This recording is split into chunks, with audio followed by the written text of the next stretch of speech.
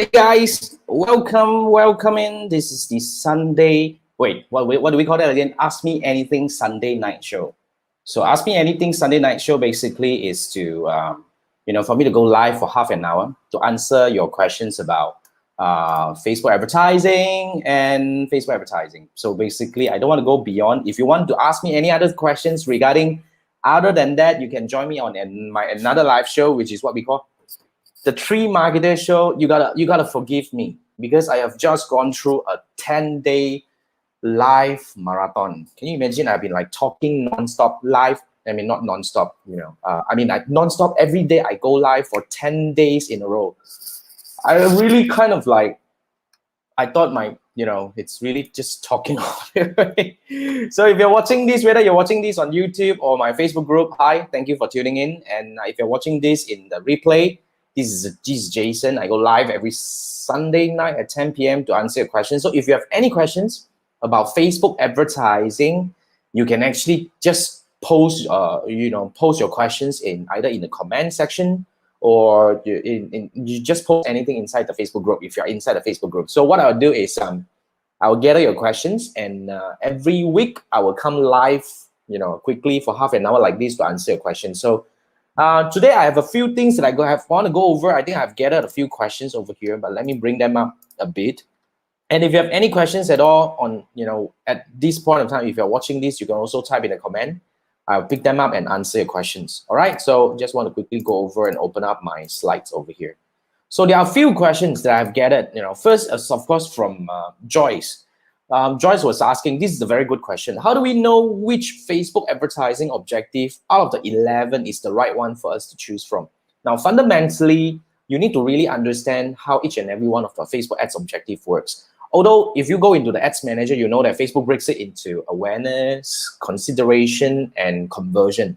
But this is how Facebook groups them. But in my opinion, I group them into two, which is one is awareness-based objective, the other one is action-based objective. And each and every one of them has got different usage. Like give you an example, awareness-based objective are those that can, that's really help you to get the message out there to reach more people, but they are not helping you to get any specific actions. Whereby the action-based objective are very specific. Like for example, Facebook really know who are the people who are more likely to click on the link and who are the people who are more likely to submit a lead. So the moment you choose the objective, you are actually zooming into a specific groups of people. So you really need to learn how to choose and find the right objective. So to answer this question, how do we know? In fact, the easiest way is to go into the ads manager. Each and every one of them gives you some eye icon and all that. You can actually click on it and try to understand.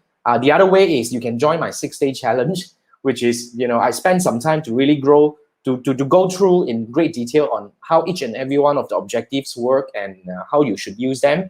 I even give you example and combinations. So if, like for example, if you're e-commerce, you should consider using this set of objectives. And if you are like, for example, lead generation, you should consider using different set of objectives. So yeah, you really need to start with the right objective in order to get everything right. Because fundamentally, in my opinion, there are three main pillars that makes a good Facebook ads campaign. It has to be able to help you send the right message to the right people, right message being the creative, the right people being the audience, to get them to take the right action. So even though you have two combination right, when you get them to take the wrong action, then everything is going to fall apart. Like for example, if you go for boost post, right, which is you are telling Facebook that you want to zoom into people to be able to get a lot more engagement.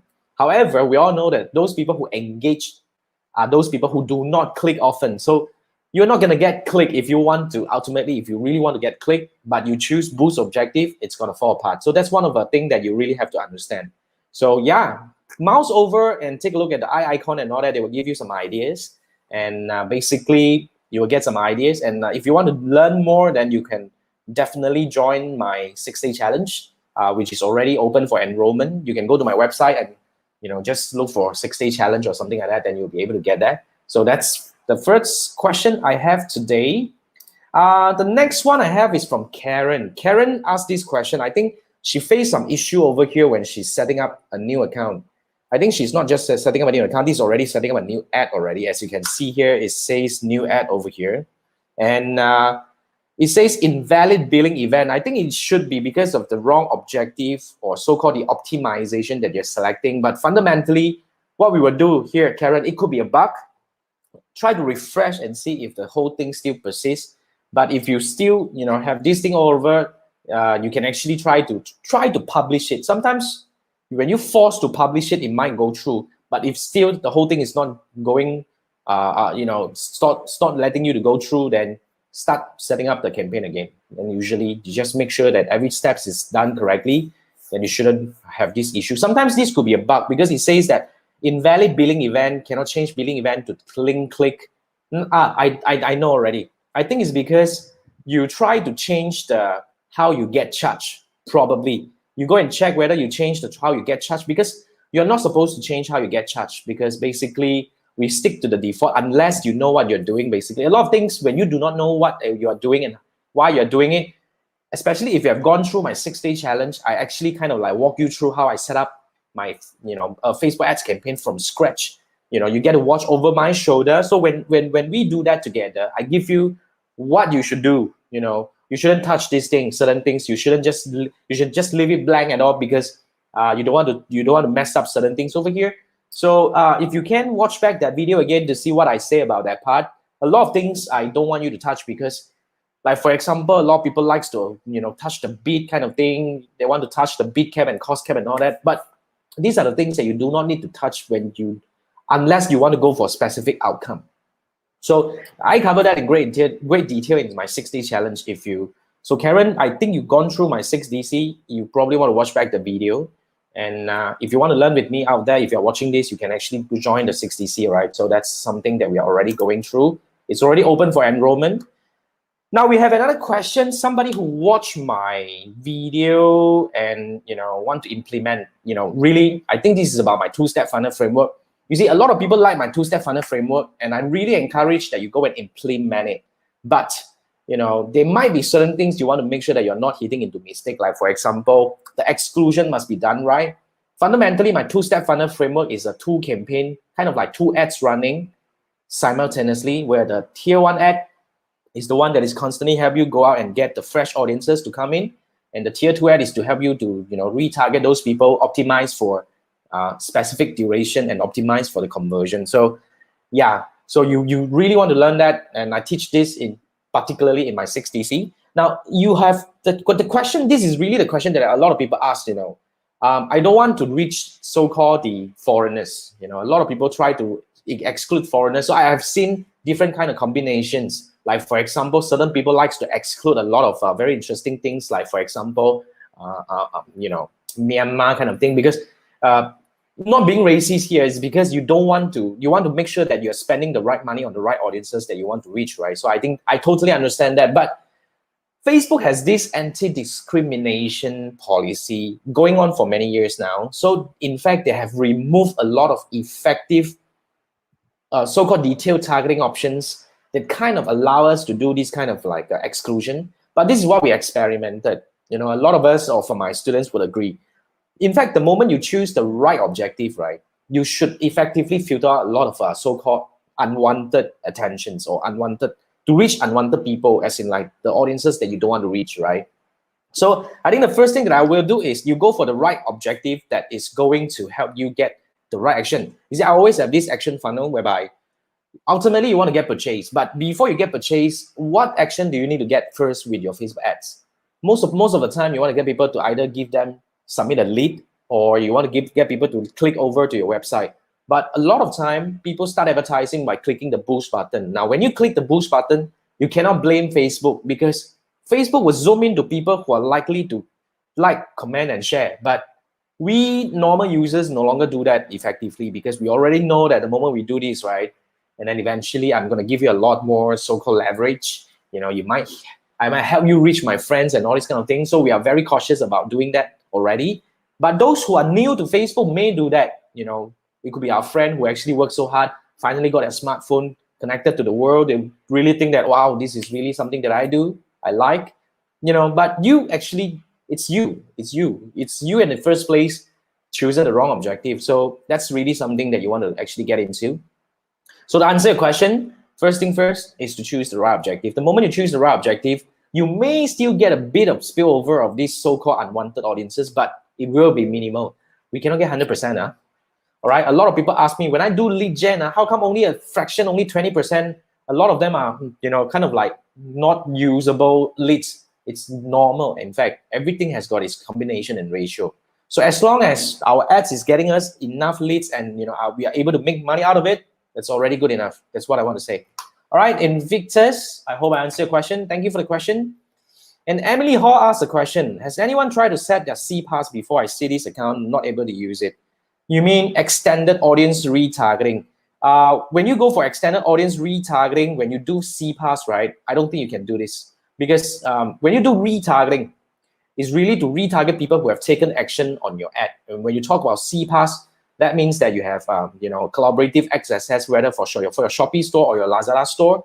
And when you do retargeting, you have to understand retargeting. The moment we do retargeting is because we want to remind those people who have indicated intent or interest on our product, on our Shopee store. So when you click this extended audience, meaning that you are trying to reach people beyond them, that's not the right concept over here, right? So it's not available because it is not the right thing. Retargeting is supposed to go for people who have taken action. So it's completely normal, Emily. If I get your question right, basically, we don't choose this when we are doing retargeting. And even when we are going for broad audiences, we rarely choose the extended audience, detailed targeting audience, because in fact, it is also giving Facebook the so-called the right or the power to reach people beyond your targeting. And in fact, most of the time we want to make sure that we are reaching the specific audiences, unless you know what you're doing, right? So usually we don't do that. Okay, Emily, thanks for the question. And before we continue, right, let me come back and see if there's anything coming on the group. Yeah, okay. We have one question from Fairuz.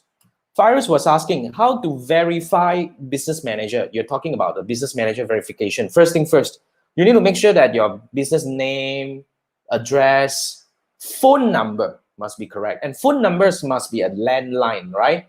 And then after that, you also need to make sure that your address is being filled up and your website, your URL. These are the basic things that you need to fill in. And then after that, you can go in by verification. Now, you need to submit two things for verification. First thing first is your documents, as in your company documents and all this kind of thing, right? And then after that, you need to choose either you want to verify via phone number or email. So the email is the easiest one, okay? But email is, like for example, if you go for tribeupacademy.com, that's the URL that you use for your website, you need to make sure that the email is coming from jason@tribeupacademy.com. You cannot be jason@tribeupacademy@gmail.com. It cannot work. That's why verification sometimes it gets blocked because of certain issues over here. You did not actually get the things right. So these are the few things that you need to do right. All the details, and then your URL, the so-called email coming from the same URL, the landline phone number, and your company documentations and all that, then you're good. All right, so that's Virus. Thank you for the question. A track direct from Europe. Hi, we are in Asia right now. I'm from Malaysia. We are from Malaysia. Yeah, hi, thanks for watching. Okay, now another one from Virus, aggregated event measurement. Now, I'm actually studying that because we only get the access a little bit. Let me come back to you on this thing. Okay, thank you. Then Chiwai, what's the difference, better option between lead gen, WhatsApp versus conversion WhatsApp? That's a very good question. I think the easiest way to test this, to be frank, like I said, when it comes to this kind of question, Chiwai, what I'll do is I'll put to test.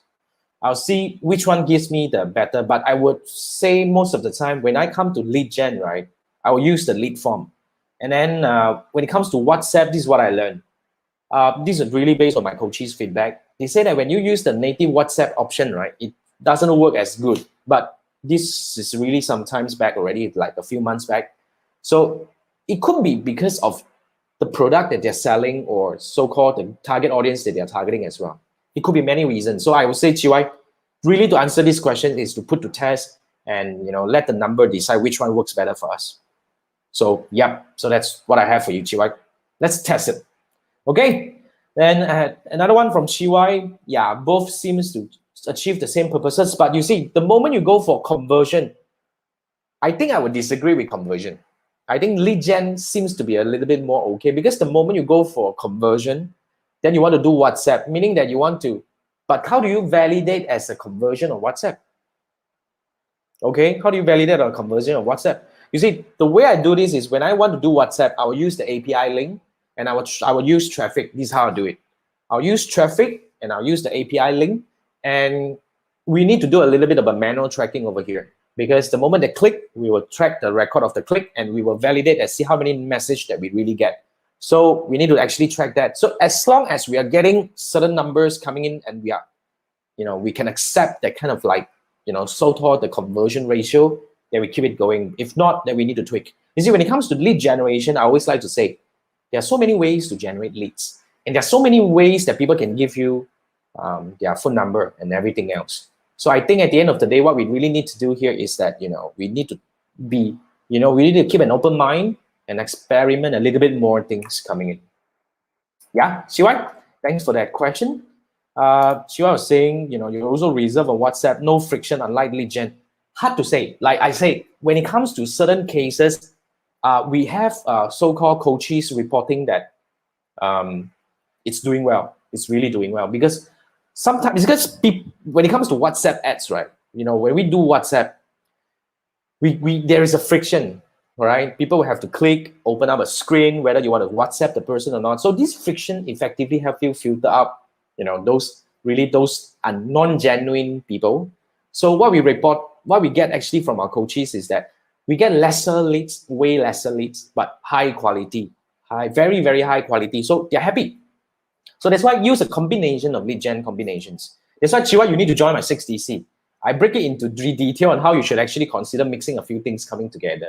You see, sometimes, going through structured learning versus we do Q&A like this is different. All right? Thanks for the question. Now, keep those questions coming in. Let me go back to the, what do we have over here? Okay, now, I was trying to go back to the screen because I captured a few questions on my YouTube, and so okay, this is a question coming from my YouTube. So I think this is my YouTube followers, YouTube subscribers. Zamri, he's asking how to retarget the first ad audiences. Actually, very simple. How do you retarget the first ad audiences? There are many ways. First way is definitely to retarget back based on the action that you're generating with first ad. Like for example, if your tier one as the first ad is to get people to click to your website or specific landing page, then the retargeting will be targeting people who visited the specific landing page. Okay, if you're trying to get people to submit lead, then of course your retargeting is to retarget people who open the lead form. At least they open the lead form, right?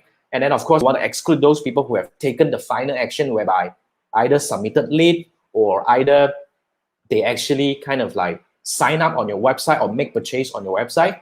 So this is actually how you do the inclusion and exclusion. But on top of what we do on my two-step funnel framework is we use heavily using video as our tier one, so-called the first ad media. Why? Because video serves as a silent qualifier. I always like to tell people video serves as a silent qualifier. You just imagine if you have a 1 minute video, if somebody watch up to 50%, 50, what does it mean?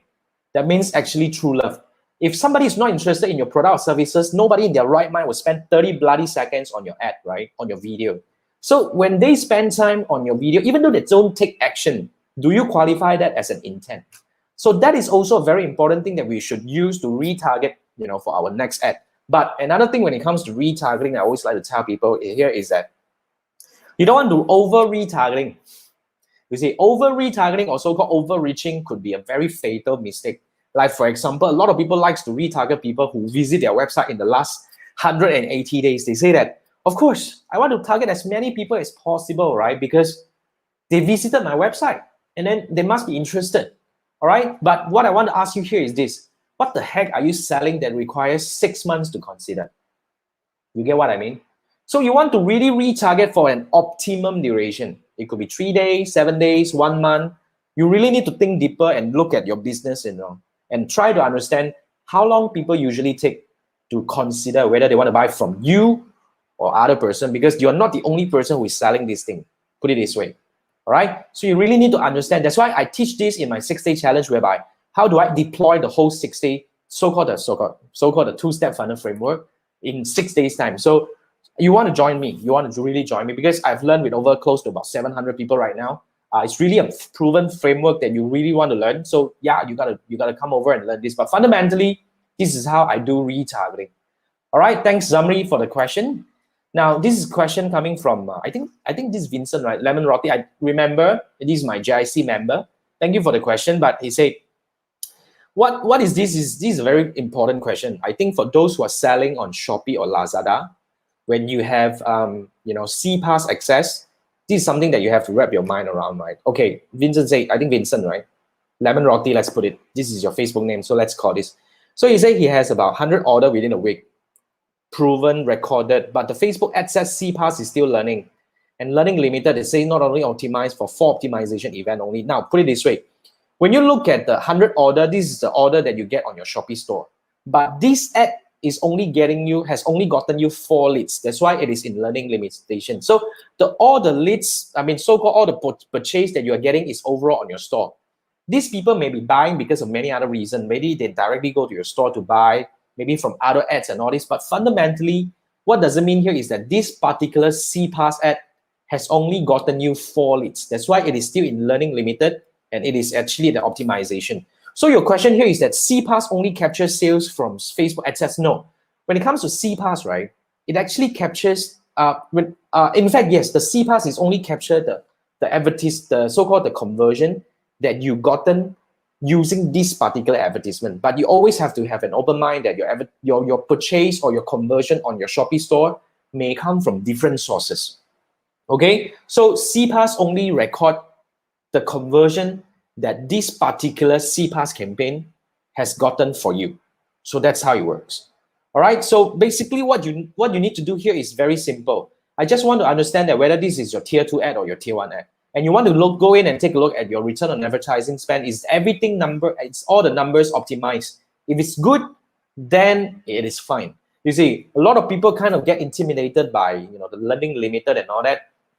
If you follow my 2-step funnel framework, when we spend such little amount on our tier 2 campaign, it is actually normal to have learning limited for slightly longer period. However, it is not going to affect the campaign performance because we know what we are doing. We are only targeting a very small audience size. Of course, we don't want to spend a lot of money because when Facebook says learning limited is because there is a learning phase or learning period for every campaign that you put up. And usually it requires 50 conversion within 7 days, whichever comes first. Now, when it's not happening, then the sign or your so-called a yellow color warning sign will come up.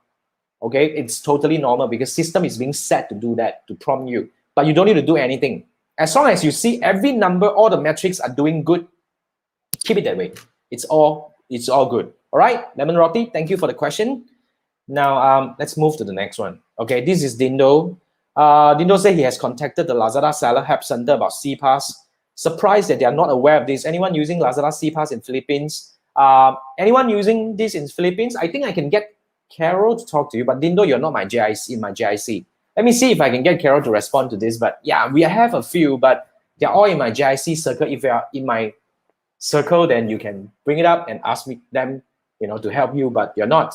But fundamentally, CPaaS is only for, at the moment, this is what we understand. It's either you are in a Lazada Mall or Shopee Mall or you are a preferred seller, then you will be invited to have CPaaS.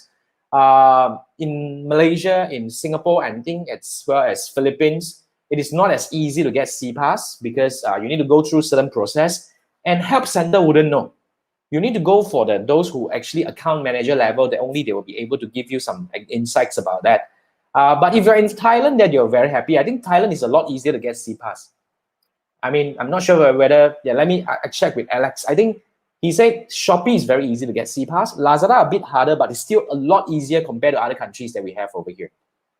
Okay, so that's your question for Philippines. You want to find a way to become a better seller, as in like at least a preferred seller or something, then you ask a higher level people. I think the help center wouldn't know about this. This is higher level.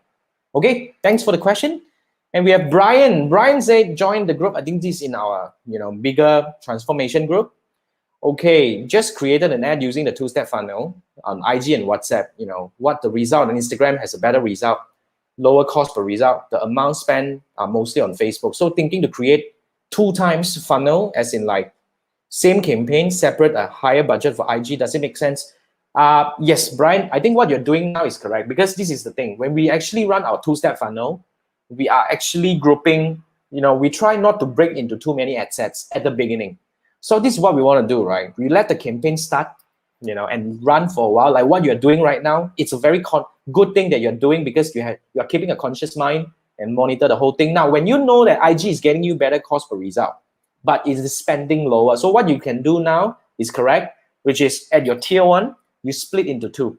Okay, so when you split into 2, you keep it into the same campaign, but it's split into 2 ad set. So you optimize by placement. So ad set A, you do Facebook, ad set B, you do IG.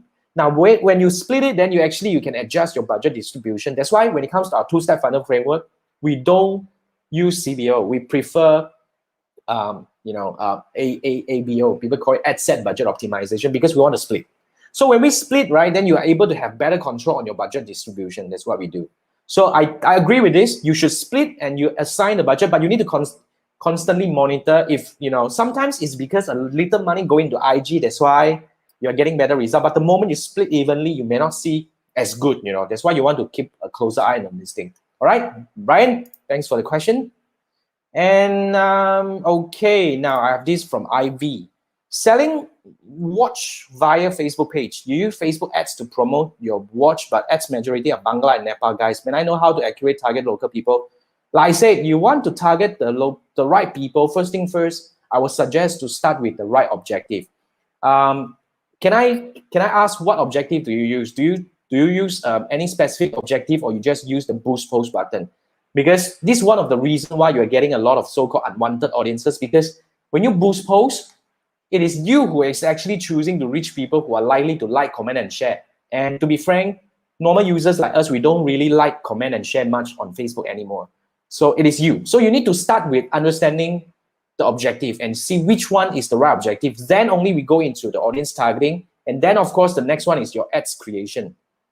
So when you use traffic, then you're still getting these kind of so-called unwanted audiences. Then you probably want to go through a little bit of a different kind of audience targeting. When it comes to audience targeting, there are different techniques. It's either you do a bit of exclusion, or you can actually do different kind of, like we have this narrow detail targeting, where we use 2 sets of so-called audience targeting options to, detailed targeting options to really narrow in.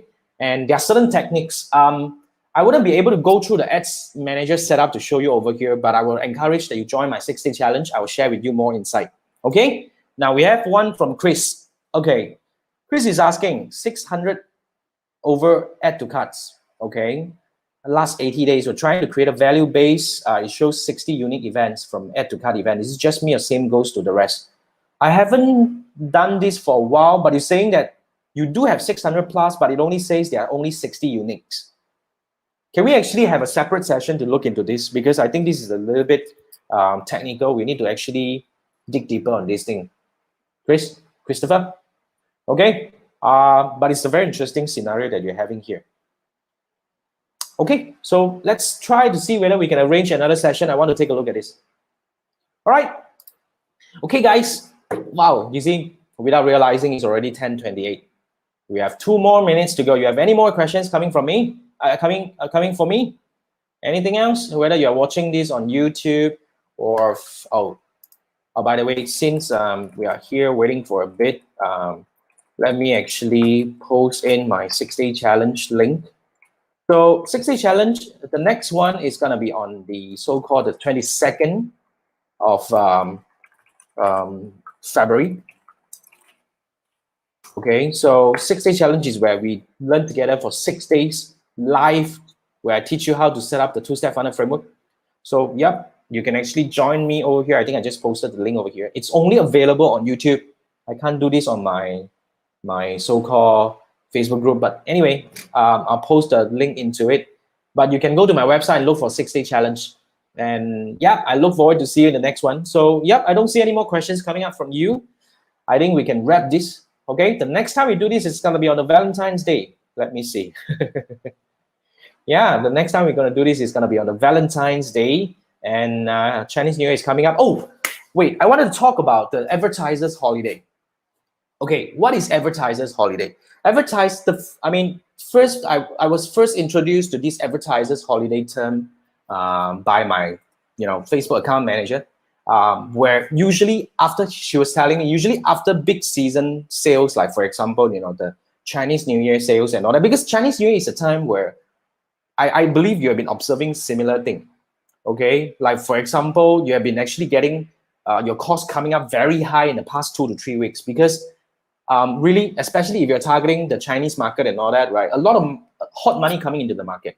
I was told by my Shopee coachee, who is actually selling on Shopee. They say that insider news saying that some people are actually spending about 20 times more, 10 to 20 times higher budget compared to their normal time during this festive season. So, Facebook advertising is like a demand and supply mechanism. So when a lot of money coming in, the demand increases, but the supply may not be increasing that much because people are not spending effectively more time on Facebook or Instagram now, as in now, right? So the inventory, as in like the number of ads they can consume, is about the same, but the ads budget coming in big, so the cost is going to be coming up high.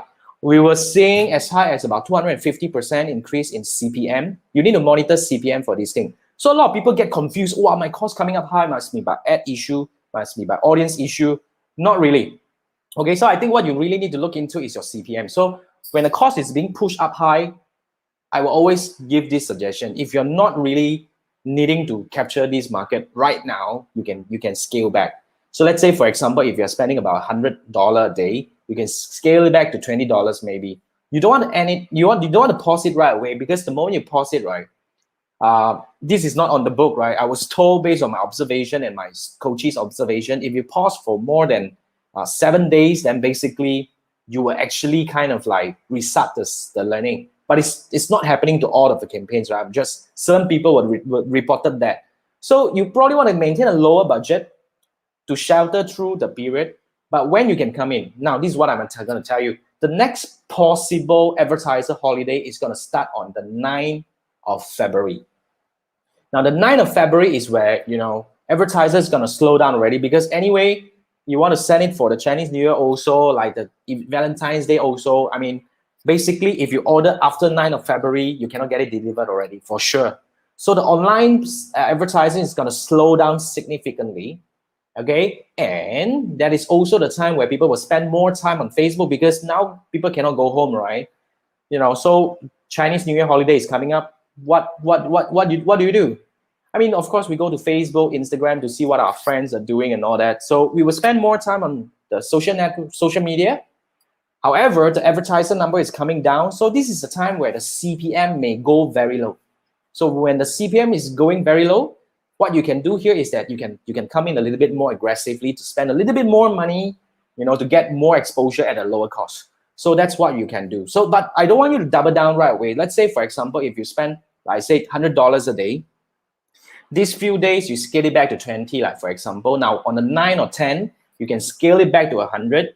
Then you observe. If the CPM is really lower, that's why you need to consciously track. You've never gone through my learning, then I wouldn't be able to teach you how to track all these things, right? So when you track the CPM. If you really observe that it's really coming down, all right, so okay, then you increase. Now when we scale, our methodology is like scaling by 20% each, then observe for a few days, then scale again and all that. So yeah, so that's something that you can consider doing. Okay. Okay, so what Chiwa is saying, you sure or not you want to do live just half an hour? Why not, right? So Chiwa, okay, so yeah, I would like to start a social media marketing agency, scale a little bit to bring result to clients. I mean, just do it. Seriously, when you want to start an agency, you just do it, but you have to actually start right. So I'll suggest, if you have time, join my 6-day challenge. Then we can learn together on my 2-step funnel framework, right?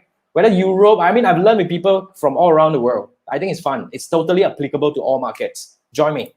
Okay, now we have last one here. You're saying don't do many ad sets. Is there any ideal number of ad sets?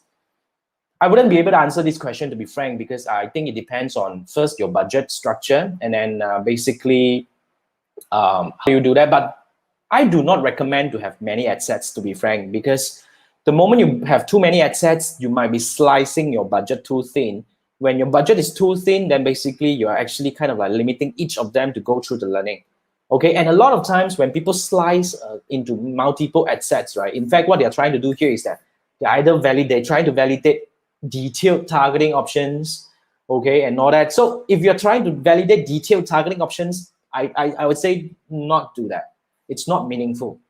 Okay, I know certain people teaching that you break into 40 ad sets, each one spend $5, then we test which one. Now, let me give you an example. Social media marketing and digital marketing, do you think it overlaps? So when you're having two ad sets running, are you actually competing among each other? That's the thing what I'm talking about. So if you're breaking your ad sets based on that, I would say that that's screw it. But if you're breaking your ad set based on your audience, your placement, your location, then I agree. Then you should. All right, so that's my answer. Thank you for the questions.